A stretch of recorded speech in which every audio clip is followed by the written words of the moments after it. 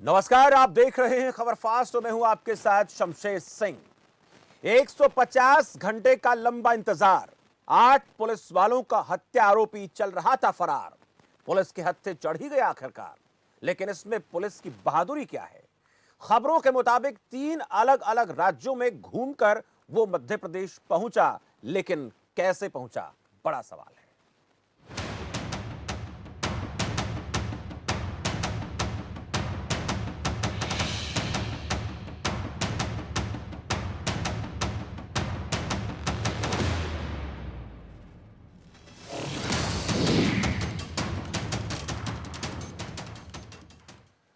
वो अगर कल हरियाणा के फरीदाबाद में था तो उसने 3 राज्यों के पुलिस को चकमा कैसे दिया? किसने उसको उज्जैन पहुंचाया? पूरे यूपी को छावनी में तब्दील करने और 50 से ज्यादा टीम लगाने के बाद भी विकास दुबे फरीदाबाद से उज्जैन कैसे पहुंचा? जानकारी के मुताबिक विकास दुबे फरीदाबाद से महाकाल मंदिर सड़क के रास्ते पहुंचा। उसने 16 घंटे के सफर में 850 किलोमीटर का सफर तय किया, दूरी तय की। सवाल ये कि क्या वो यूपी के रास्ते उज्जैन पहुंचा? ये बहुत बड़ा सवाल है, क्योंकि गूगल मैप जो रूट दिखा रहा है, हम आपको गूगल मैप भी दिखाएंगे, जिस रूट के जरिए आप ये पहचान पाएंगे, ये जान पाएंगे कि वो कैसे अगर फरीदाबाद में था तो यूपी पहुंचा होगा। वो रूट ज्यादातर राजस्थान से होकर गुजरता है। जिस अपराधी को यह पता, वो रूट देखिएगा आप, ये रूट आपको दिखा दें। अगर ये फरीदाबाद से गया है तो एक जयपुर से होते हुए रास्ता जयपुर, कोटा और घटिया होते हुए उज्जैन पहुंचता है। दूसरा रास्ता अगर वो फरीदाबाद से आगरा होते हुए गया होगा तो सवाई माधोपुर, कोटा और उसके बाद घटिया होते हुए उज्जैन पहुंचा होगा। और ये नीला जो रूट आप देख रहे हैं, ये एयरपोर्ट का रूट है, ये हवाई जहाज का रूट है, इसके जरिए तो पहुंच नहीं सकता। लेकिन अगर वो 850 किलोमीटर की दूरी तय करके वहां पहुंचा तो ये लगभग उतनी ही दूरी पड़ती है और वो इस रास्ते से गुजरा होगा अगर वो फरीदाबाद में था, जो बातें हो रही हैं। और जिस अपराधी को यह पता है कि यूपी पुलिस अलर्ट पर है तो वो यूपी से होकर क्यों जाएगा, जबकि राजस्थान से रूट सही बनता है? सवाल हरियाणा पुलिस से भी होगा कि आखिर वो फरीदाबाद में था तो हरियाणा पुलिस चौकन्ना क्यों नहीं थी? विकास दुबे की मां का यह कहना है कि वो अभी सपा में है, बीजेपी में नहीं है। मां का ऐसा कहना क्या जता रहा है? सबसे बड़ा सवाल यह भी कि 7,000 पुलिस वाले, पुलिस की 50 टीमें और सीएम योगी का इंटेलिजेंस ब्यूरो जो अपने आप को बहुत बेहतर बताता है, वो क्या कर रहा था? ये तमाम वो सवाल है जो इस वक्त खड़े हो रहे हैं कि आखिर इतने दिनों तक बचता बचाता ये उज्जैन में कैसे पहुंचा। और एक सवाल और भी ऐड कर देते हैं, क्या अगर ये फरीदाबाद हरियाणा, दिल्ली या यूपी के किसी इलाके में नहीं था तो क्या शुरू से ही ये एमपी पहुंच गया था पहले दफा में ही, और वहां पर कहां रहा? ये बहुत बड़े सवाल हैं, जिन सवालों का जवाब कहीं ना कहीं उन परिवार वालों को चाहिए, जिन परिवार वालों के सदस्यों का, जिन पुलिस वालों का इसने अपनी टीम के साथ मिलकर जो जघन्य हत्या को अंजाम दिया, इसको लेकर उन परिवार वालों को चाहिए कि इतने दिन तक आखिर वो बचता कैसे रहा। और एक बड़ा सवाल यह कि मां ने जो बोला, मां के इस बयान से इशारा किस तरफ है? वो सपा में था, बीजेपी में नहीं था, तो फिर क्या सपा का संरक्षण उसको मिला हुआ था? ये कुछ सवाल हैं जिन पर चर्चा करने वाले हैं। हमारे साथ हरीश श्रीवास्तव हैं, भारतीय जनता पार्टी के प्रवक्ता, जुड़ गए हैं, और सुनील सिंह है, समाजवादी पार्टी नेता। आप दोनों का बहुत बहुत स्वागत है। धन्यवाद। हरीश श्रीवास्तव जी, 7,000 पुलिस वाले, पुलिस की 50 टीमें और सीएम योगी का इंटेलिजेंस ब्यूरो क्या कर रहा था 150 घंटे? सवाल हमसे है। जी सर, आपसे, बीजेपी से। देखिए, ये दुर्दांत अपराधी जिस तरह से कई दिनों से लुका छुपी का खेल पुलिस से खेल रहा था, कई इसके जो गिरोह के जो साथी थे वो कई इनकाउंटर में मारे गए थे और कई जेल के सलाखों के पीछे पहुंचे थे, तो निश्चित रूप से दहशत में था। और जिस तरह से माननीय मुख्यमंत्री का कड़ा निर्देश था कि इसको शीघ्र इसको पकड़ा जाए, तो ये जो इसकी दहशत थी, मुझे लगता है इस दहशत के चलते ये जो है वहां सरेंडर के लिए पहुंचा। बाकी तो अधिकारी के जब पुलिस के आला अधिकारी इसके पूरे प्रकरण को लेकर के सारे इस विषय को आप लोगों से शेयर करेंगे मीडिया से, तभी सारे प्रकरण की जानकारी आएगी। लेकिन जो प्रतीत होता है, जो इस पूरे प्रकरण को उससे लगता है, जिस तरह से कल फरीदाबाद में पुलिस के हाथ से आते आते ये बच गया था, तो इसका दहशत में होना निश्चित रूप से स्वाभाविक था। और इसको ये लगता था कि कहीं ऐसा ना हो कि ये भी इनकाउंटर में मार दिया जाए, तो उसको लेकर के इसने ये महाकाल मंदिर का स्थान चुना कि जहां इसको लगता था कि यहाँ इस तरह से पुलिस कार्रवाई नहीं होगी कि इसको तो और उसका सरेंडर हो जाएगा। तो जो हरीश श्रीवास्तव होता है वो जी, यूपी पुलिस को कैसी पुलिस आप मानते हैं? आप इसे पूछना चाहता हूं, कैसी पुलिस है यूपी की? देखिए, यूपी की पुलिस ने हजारों अपराधियों को पिछले 3 सालों में हजारों अपराधियों को किनारे किया, हजारों अपराधी सरेंडर किए, वो सीने पे तख्ती लगा करके सरेंडर किए कि हम अपराध नहीं करेंगे और जेलों में सड़ रहे हैं। तो इफिशिएंट पुलिस है। अब यह है कि एक मामले को लेकर के, इस मामले को लेकर के जो पुलिस सर, के कोई और मामला होता तो सवाल नहीं खड़ा होता, अगर कोई छोटा मोटा मामला होता तो सवाल नहीं खड़ा होता, लेकिन ये मामला इतना बड़ा है, इतना बड़ा अपराध हो गया। ठीक है हरीश जी सुनिए, इतना बड़ा अपराध हो गया, इतने पुलिस वालों की हत्या कर दी उसने, और उसके बाद उसको पकड़ने में 150 घंटे का वक्त लगा दिया, और वो भी यूपी पुलिस ने नहीं पकड़ा, वो उसने खुद सरेंडर किया, खुद ये कहा कि मैं कानपुर वाला विकास पुलिस को बताता है, जनता के सामने बात रखता है। तो पुलिस का क्या रोल रहा है इसमें? पुलिस की कहां बहादुरी नजर आई हमें इसमें? आप बताइए पुलिस ने कितनी बहादुरी से यहां पर काम किया। देखिए, ये सारा प्रकरण जो है, पुलिस लगातार आखिर इस गैंग को कॉर्नर करने के लिए लगी थी, तभी तो इसके इतने जो साथी थे वो मारे गए।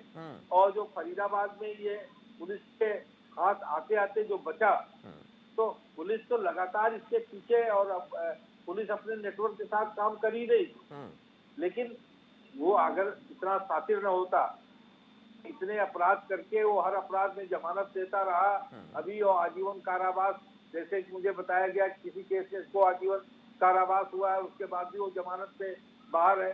तो कहीं न कहीं उसका एक शातिराना दिमाग था, और वो उसे, यानी हम ये कह सकते हैं कि तू डाल डाल तो मैं पात पात। यूपी पुलिस डालियों पर घूमती रही, लेकिन वो पत्तों तक पहुंच गया था। यानी पुलिस से भी ज्यादा शातिर इसको माने, यानी यूपी जो पुलिस है वो इससे ज्यादा शातिर, या इससे ज्यादा मैं कहूं समझदार, या उससे ज्यादा एक्टिव होना, वो कहीं ना कहीं सवाल खड़े करता। ठीक है सुनील सिंह जी, मां कहती है वो बीजेपी में नहीं था, वो समाजवादी पार्टी में था।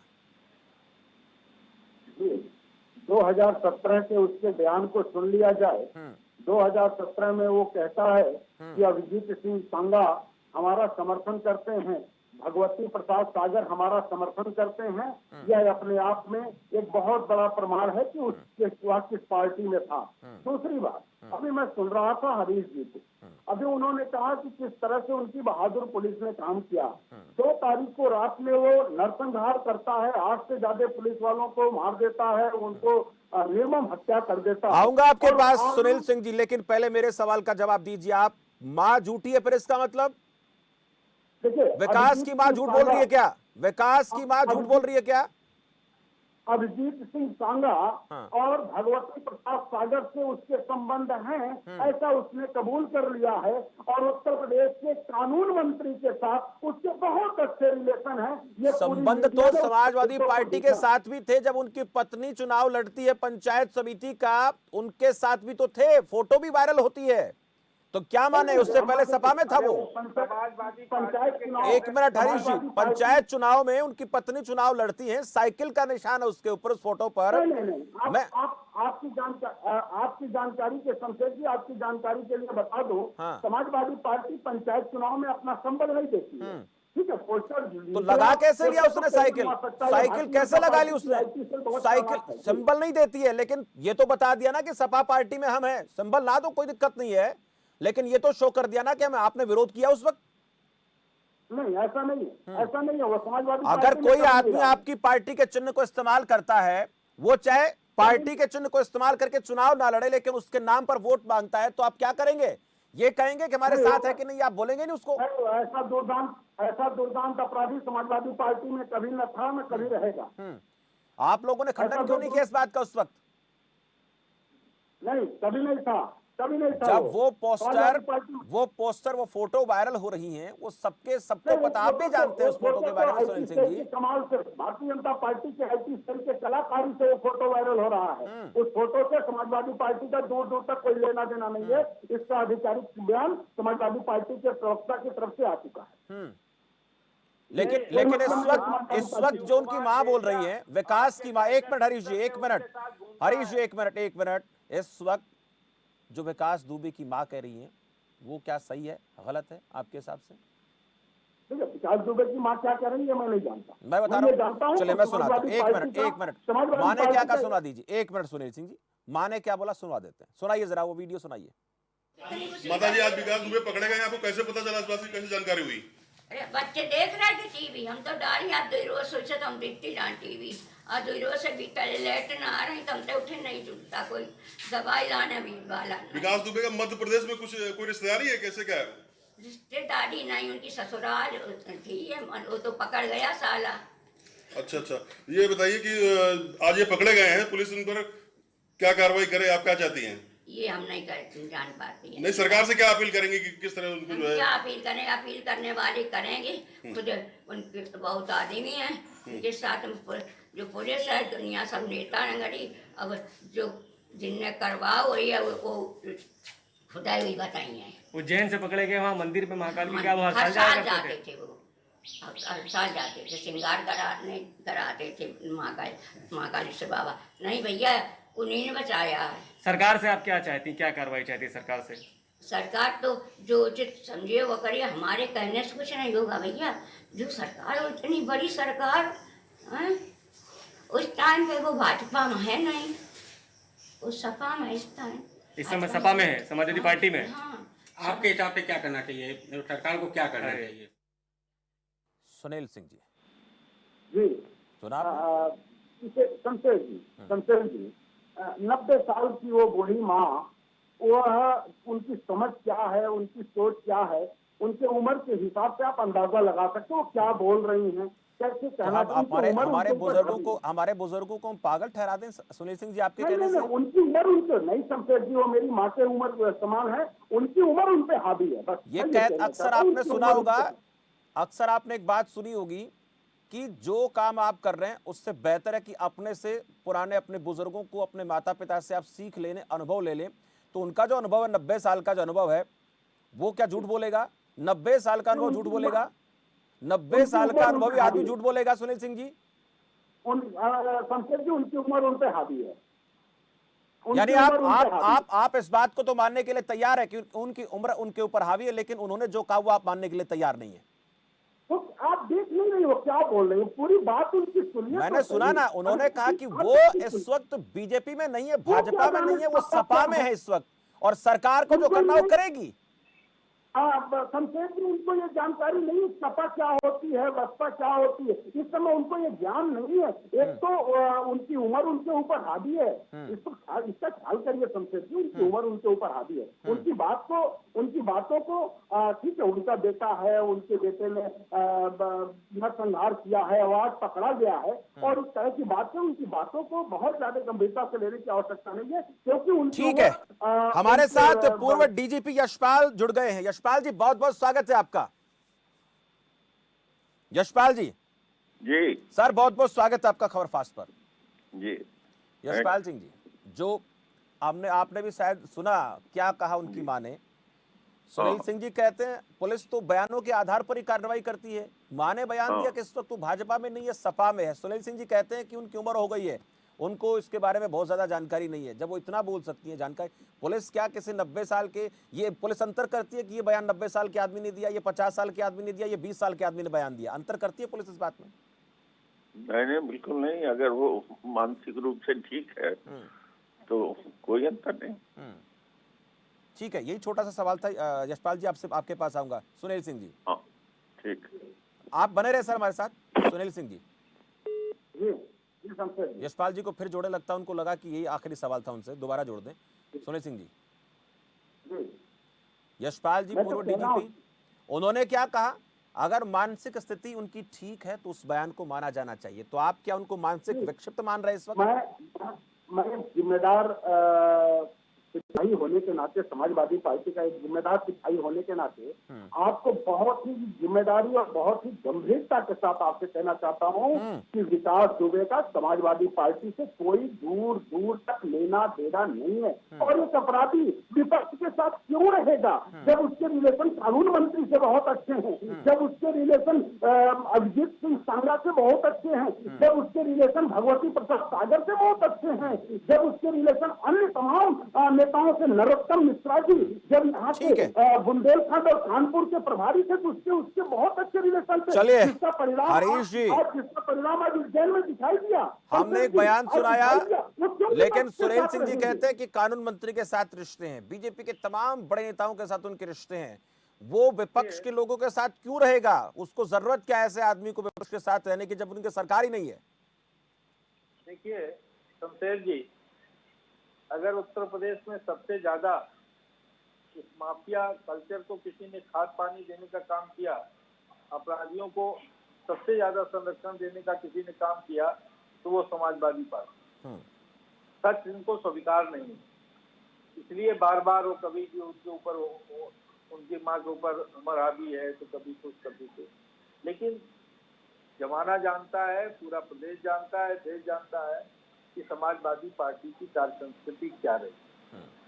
तो ये स्वीकार करें न करें सुनील सिंह जी, लेकिन इनके तमाम नेता मंत्रियों के साथ उसके संबंध थे। उसकी पत्नी सक्रिय सदस्य थी, उसकी जो सदस्यता की रसीद थी वो भी कल वायरल हो ठीक है हरीश जी, आऊंगा। तो चलिए, संपर्क उनके साथ टूट गया। यशपाल जी के पास जाना चाह रहे थे, उनसे पूछेंगे, हम कानून व्यवस्था को लेकर बात करेंगे। जी हरीश जी, बात पूरी कीजिए।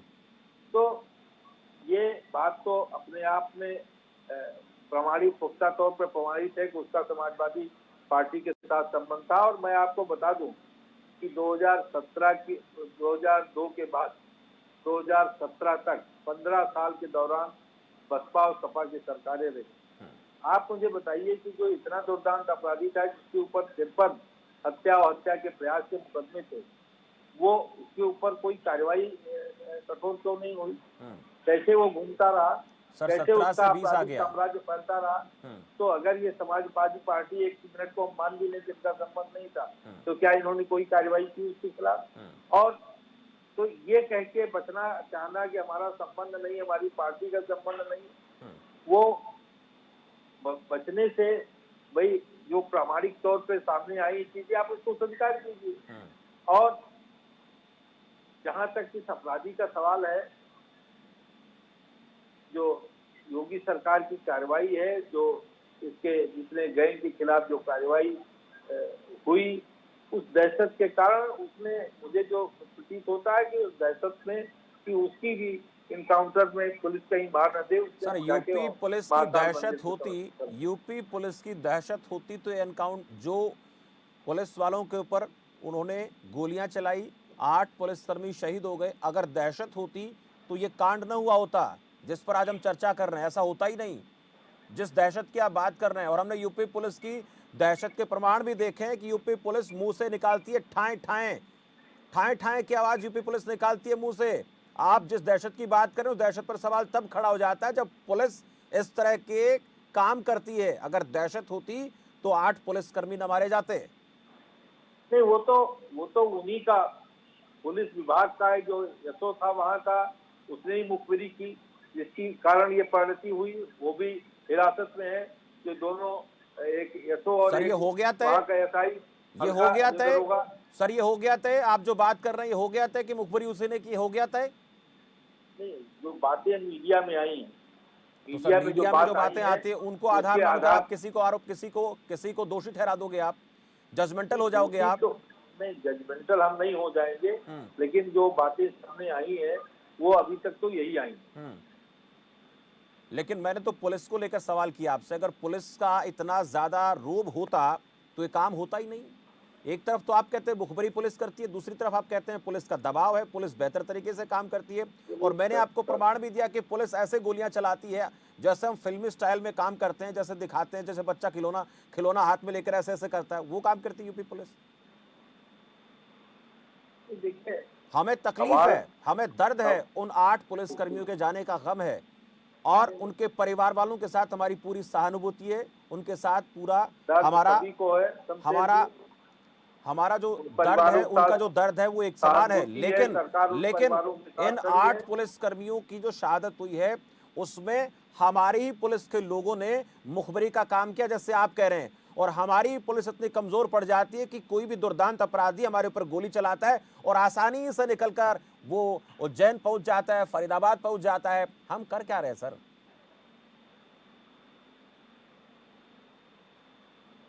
श्रीवास्तव जी, नहीं, हरीश देखिए, जी, सुन रहे मुझे आप? ये नहीं, मैं सुन रहा हूँ आपको। देखिए, कई बार चीजें कह देना बड़ा आसान होता है शमशेर जी, लेकिन वास्तविकता ये है कि आखिर फरीदाबाद में पुलिस उस एक्शन में उसके एकदम करीब नहीं पहुंच गई थी, तो उसके 3 साथी गिरफ्तार कैसे हुए वहां, और वो पुलिस के हाथ आते आते बच निकला। तो पुलिस तो अपने जो एक्शन में जो उसकी रणनीति थी उस पर तो काम कर ही रही थी, इसलिए उसके कई साथी जो उसके गिरोह के थे वो मारे गए। ठीक है, सुनील सिंह जी, श्रीवास्तव जी कह रहे हैं 2002 से लेकर 17 तक वो आपकी पार्टी में था। 17 तक तो उन्होंने मान लिया, 3 साल का आपने जैसा कहा हो सकता है, आपके जैसे जो आपने आरोप लगाए, यानी आपने पार्टी में 2002 से 2017 तक सपा की और 2 से और 17 तक जो है सपा और बीएसपी की सरकार थी कायदों ने। ठीक है, मैंने बता दिया, हरीश जी बता दिया मैंने। 2002 से 2017 तक सपा और बीएसपी की सरकार थी। गलत ढंग से मत प्रस्तुत कीजिए। अरे सर, मैं वही तो, अरे बात तो सुन लिया पूरी, मैंने बता तो दिया। गलत आप बात कर रहे हैं। मैंने यही कहा 2002 से 2000। हरीश श्रीवास्तव जी, मैंने ये कहा है, सुनिए मेरी बात। अरे सुन तो ले पहले, आप इतना क्यों चिल्ला रहे हैं आप भी सुनिए। आप मैं ये कह रहा हूं 2002 से 17 तक सपा की और बीएसपी की सरकार थी, यही तो मैंने कहा। आप दोबारा से, मैंने शब्द वापस लिए मेरे, आप सुन ले पूरी बात को। मैंने ये कहा कि इसमें कार्रवाई उसके खिलाफ नहीं हुई। अरे तो सुन ले सर, आप इतना क्यों चिल्ला रहे हैं? आपने क्या कर दिया 3 साल में? आपने क्या कर दिया 3 साल में? 3 साल में हमने 3 साल में आपकी पार्टी की सरकार, आपने क्या कर दिया?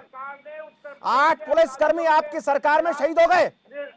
हरीश जी, 8 पुलिसकर्मी आपकी सरकार में शहीद हो गए, आपने क्या कर दिया? 8 पुलिसकर्मी आपकी सरकार में शहीद हो गए, आपने क्या कर दिया? आपने पकड़ा उसको? किसने पकड़ा उसको? उसी कार्रवाई मैं पूछ रहा हूं आपसे, किसने पकड़ा उसको? उसी कार्रवाई। वो आपकी आंखों में धूल जोकर मध्य प्रदेश चला गया, वो फरीदाबाद चला गया, क्या कर रहे थे आप? देखिए, ये वही तो मैं कह रहा हूँ कि लगातार उसके पीछे तो आप उल्टा क्यों चीख रहे हैं आप? मैंने पूछा ना, 2002 से 17 तक, 2002 से 17 तक सपा और बीएसपी की सरकार रही, क्या किया इन्होंने? मैं पूछ रहा हूं सवाल, क्यों बोल रहे हैं आप बीच में? 2002 से 17 तक सपा और बीएसपी की सरकार रही। सुनील सिंह जी, क्या किया आपने? जी देखिए, उसको 2002 या जब भी सपा की सरकार रही, दिल दबा करके वो भागा फिरा रहा, उत्तर प्रदेश छोड़ करके गायब था, वो उत्तर प्रदेश में अपराध नहीं करता था। उत्तर प्रदेश में अपराध का सही मौका वो तब चुनता था जब भारतीय जनता पार्टी की सरकार होती थी। 2001 में जब राजनाथ सिंह जी मुख्यमंत्री थे, तब जाकर के थाने में घुस करके वो गोली मारता है। और 2020 में जब योगी आदित्यनाथ की सरकार होती है, तब 8 पुलिसकर्मियों की वो गोली मार करके हत्या करता है। कैसे बात करेंगे आदरणीय हरीश श्रीवास्तव जी? ठीक है, ऐसे ही चीखना चिल्लाना होता है, एक दूसरे पर आरोप प्रत्यारोप लगाए जाते हैं। जब आरोपी निकलकर भाग जाता है तब ऐसे ही पार्टियां बैठकर बहस करती हैं।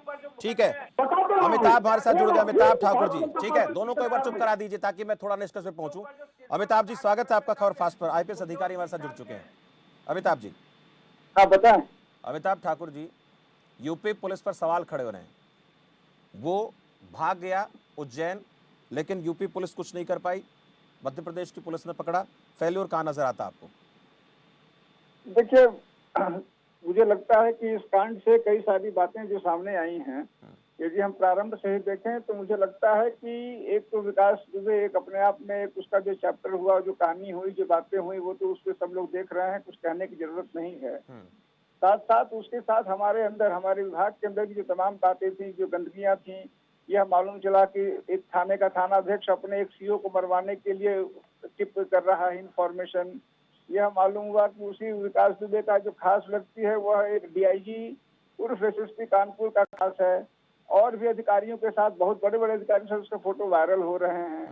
तो ये तमाम बातें हैं, इन चीजों पर हम अंकुश लगा पावे, हम अपने अंदर की गंदगी को साफ कर पावे। कैसे वो व्यक्ति कानपुर से चला और न जाने कहाँ से घूमता घूमता उज्जैन तक पहुंच गया, वहां उसने सरेंडर कर दिया। ठीक है, तो हमें लगता है कि हमें अपनी कमियों को छिपाने की हमें जगह अपने अंदर आप को- झांकना पड़ेगा। बहुत बढ़िया बात आपने कही अमिताभ ठाकुर जी, हमें खुद के गिरेबान में झांक कर देखना पड़ेगा। हम चाहे बीएसपी हैं, चाहे बीजेपी हैं, चाहे सपा है, चाहे हम पुलिस हैं।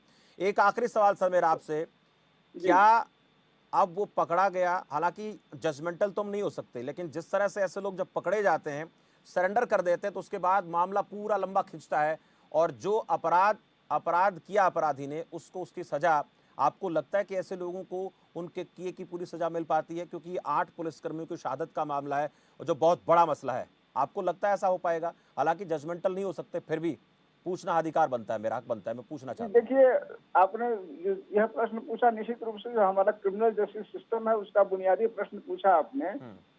कई मुकदमे मैंने भी किए हैं और मैं देख रहा हूँ कि तारीख मिलती रहती है, चीजें बढ़ती रहती हैं, तमाम बातें बीच में आ जाती हैं।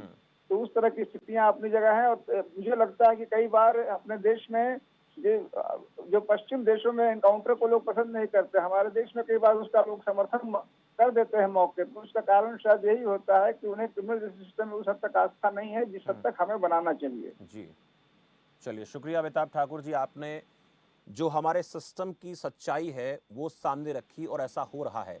मैं चाहे सपा की बात करूं, सुनील जी चाहे आपकी बात करूं, हरीश जी आपकी बात करूं, बीएसपी के किसी नेता की बात करूं, कांग्रेस की बात करूं, ऐसे लोग हर किसी पार्टी के साथ ताल्लुक रखते हैं। उसमें किसी का हाथ थोड़ा होता है, किसी का ज्यादा होता है, लेकिन जरूरत इस बात की है कि सिस्टम की अगर इस गंदगी को साफ करना है, तो जो अमिताभ जी ने बात की उस पर हमें काम करना पड़ेगा।